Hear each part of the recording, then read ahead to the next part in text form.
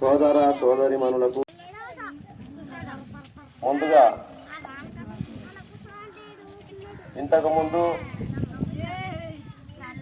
ఈ జన్మకు వచ్చినప్పుడు అందరికీ తెలుసు మానవ జన్మ వచ్చినామని. అయితే మానవ జన్మ ఎటువంటిదని చెప్పి గురువు గారి చరణములు చేరేంత వరకు తెలవలేదు.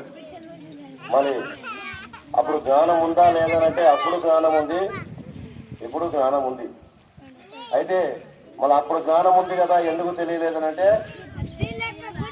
అప్పుడు అజ్ఞానం పెట్టి ఆవరణను కమ్ముకొని అజ్ఞాన దశలో ఉన్నటువంటి జీవుడు గురుగారి పాదపద్మం నందు ఆశ్రయించినప్పుడు వివేక జ్ఞానం కలిగి తన యొక్క నిరీక్షను తెలుసుకొని అప్పుడు ఈ మానవ జన్మ సార్థకత అయిందని చెప్పి తెలుస్తోంది. అయితే ముందుగా గురుగారికి దగ్గర చేరినప్పుడు ఎవరు జన్మరాహితం కొరకు కానీ లేదా ఏదో బోధ చేసుకుంటే నాకు ఇక్కడ నుంచి అంటే దీనిలో ఇంకో ఏమో తెలుగుతుందని చెప్పి ఎవరు ఇక్కడ ఆ కోరికలు పెట్టుకొని ఎవరు గురువు దగ్గర చేరినట్లు ఎక్కడ లేదు. ఎందుకంటే గురువుగారి దగ్గర చేరినప్పుడు అందరూ కూడా నాకు సంపద కలగాలి, సంతానం కలగాలి, ఇల్లు కావాలా, ఇట్లా కోరికలు పెట్టుకొని ఎంతో మంది కోటాను కోట్లు అదే కోరికలు వచ్చాయి. కానీ ఏ ఒక్కడో కోటుకోడుకో ఒక్కడే జన్మరాహితం కోసం గురువు గారి చరణాలు పట్టిన అంటే అది కూడా ముందు గురువు గారి దగ్గర చేరే ముందు తాను స్థితిని తెలుసుకున్నటువంటి వాడు ఒక్కడే జన్మరాహితం కోరుకున్నాడు. అటువంటి వాడే గురువు దగ్గరకు వచ్చి అయ్యా నాకు జన్మరాహితం కావాలని కోరుకున్నాడే కానీ ఎవరు ముందుగా గురుగారి దగ్గర జన్మరాహితం కోసం రాలేదు. అయితే జన్మరాహితం అవుతుందా అని చెప్తే ఇప్పుడు మా అన్నగారు చెప్తుంటారు అమరాజు గారు జన్మరాహితము అంటే శరీరముకు కాదు జన్మరాహితం, జన్మ రహితము కాదు, జన్మ భ్రాంతి రహితము కావాలి. నేననే భ్రాంతి ఎంతవరకు నీకు పోదో అంతవరకు జన్మరాహితం లేదు. జన్మరాహితం అంటే మోక్షమే, ఇంకొకటి ఏం లేదు. అయితే అప్పటికి మోక్షం అయితే నీకు సరిపోతుందంటే మోక్షము కూడా బంధం అని చెప్పి బంధనం అని చెప్పి పెద్దలు చెప్పినారు. అది ఏది బంధనం అంటే అది బంగారు సంఖ్యలు, ఇదేమో ఇనుప సంఖ్యలు. దీని నుంచి దానికి దాని కూడా దాని నుంచి దీని దాకా ఇవి రెండు కూడా లేకుండా పోవాలి.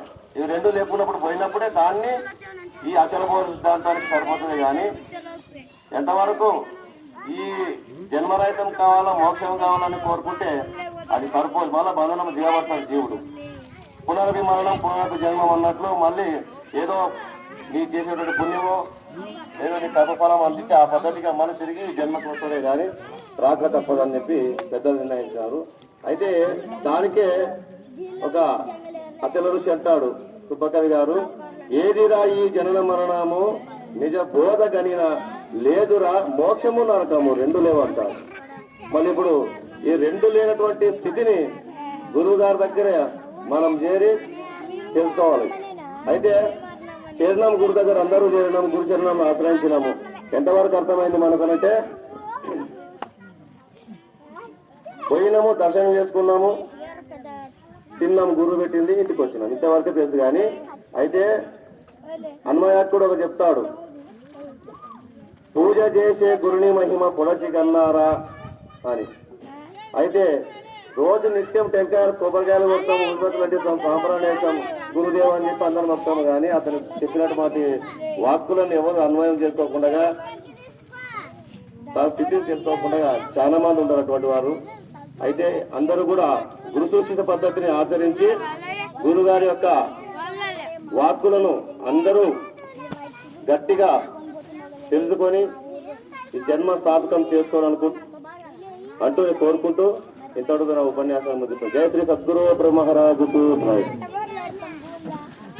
ఇప్పుడు దాసానంద తిమ్మబ్బయ్య గారు